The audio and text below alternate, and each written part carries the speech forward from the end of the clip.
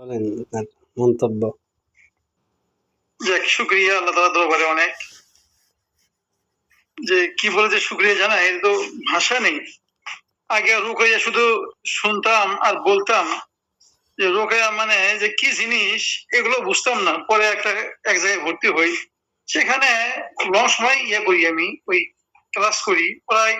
ওই সময় তো চাহিদা ছিল প্রচুর বেশি, মানে শিখবো কিভাবে কি শিখবো, কার কাছ থেকে শিখবো, মানে শিখার যে একটা মানে ভিতরে তামান্না, ওই তামান্নাটা মানে মানে নিভাইতে পারি নাই, যে বুঝাইতে পারি না যে কিভাবে শিখবো, কার কাছে শিখবো। এক জায়গায় ভর্তি হইলাম, শিখাইলো, কিন্তু যে কি শিখাইলো আমি নিজেও বুঝতে পারি না যে কি শিখাচ্ছে আমার। মানে শিখাই এ বলতে হবে, সে বলতে হবে, এই সেই, মানে উনি সব মানে সব বলে চলে যাচ্ছে। মানে যে একটা ধরে ধরে শেখানো যে এটা এই জন্য, এটা এই জন্য, এই আয়াতগুলো এই জন্য, এই আয়াত এইরকম, এই আমলটা এরকম করতে হবে, এই আমলটা এরকম, এই চিল্লার আমল।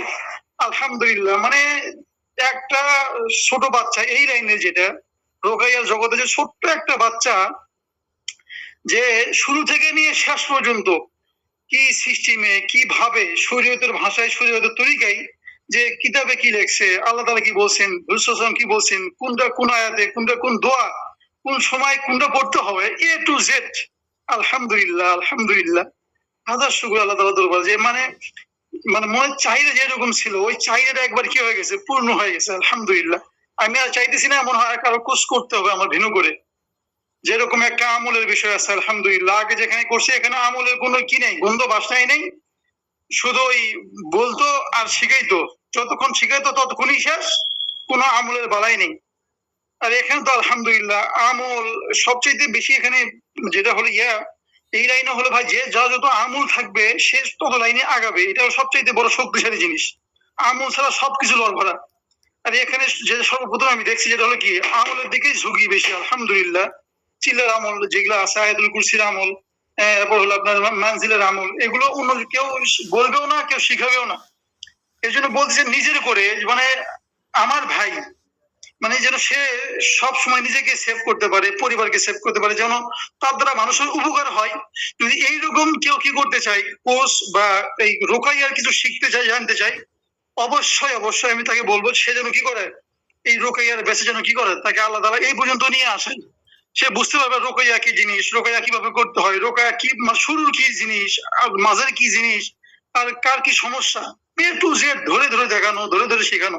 আলহামদুলিল্লাহ, আমার যে চাহিদা ছিল, চাহিদাটা পরিপূর্ণ একেবারে কি হয়ে গেছে, মানে পূর্ণ হয়ে গেছে। আলহামদুলিল্লাহ, আল্লাহ তাআলার দরবারে হাজার শুকর। আর আপনাকে কি বলবো, আলহামদুলিল্লাহ, যেভাবে শিখাইছেন, বললাম তো, মানে একটা ছোট বাচ্চা যেটা এই লাইনে যে আসবে, সেও বুঝবে যে হ্যাঁ আমি যে শিখতেছি, যেটা করতেছি, এটা এইভাবে এইভাবে করলে যে কোনো রোগ, যে কোনো মানুষের যে কোনো ক্ষতি, যেগুলো দিকগুলি আছে, সে দেখলেই বুঝতে পারবে হ্যাঁ কি সমস্যা আছে আর কি কি আছে, এমনিতেই বুঝতে পারবে। যাক, আলহামদুলিল্লাহ, আগে থেকে টুকিটাকি কাজ বাস করতাম, এই মসজিদে নামাজ পড়াইতাম। আলহামদুলিল্লাহ, যদিও এখনো মসজিদে নামাজ পড়াই না, কিন্তু আলহামদুলিল্লাহ এখনো কিছু রুগী আল্লাহ তাআলা রাখছে। যাক, শুকরিয়া, মানে মনের তামান্না যেটা ছিল এটা কি হয়ে গেছে, পরিপূর্ণ হয়ে গেছে। এজন্য মানে ওই ধন্যবাদ বা যাই বলেন, জাযাকাল্লাহু তাআলা ফিদ দারাইন, এগুলো বললে কি হবে না, মানে দিলের থেকে যে তামান্না বা যে দোয়া, এটা বলে শেষ করা যাবে না। এতটুকুই আর কি, এর থেকে বেশি কিছু ঠিক আছে, ভাষায় বলতে পারতেছি না। জাযাকাল্লাহ খাইর।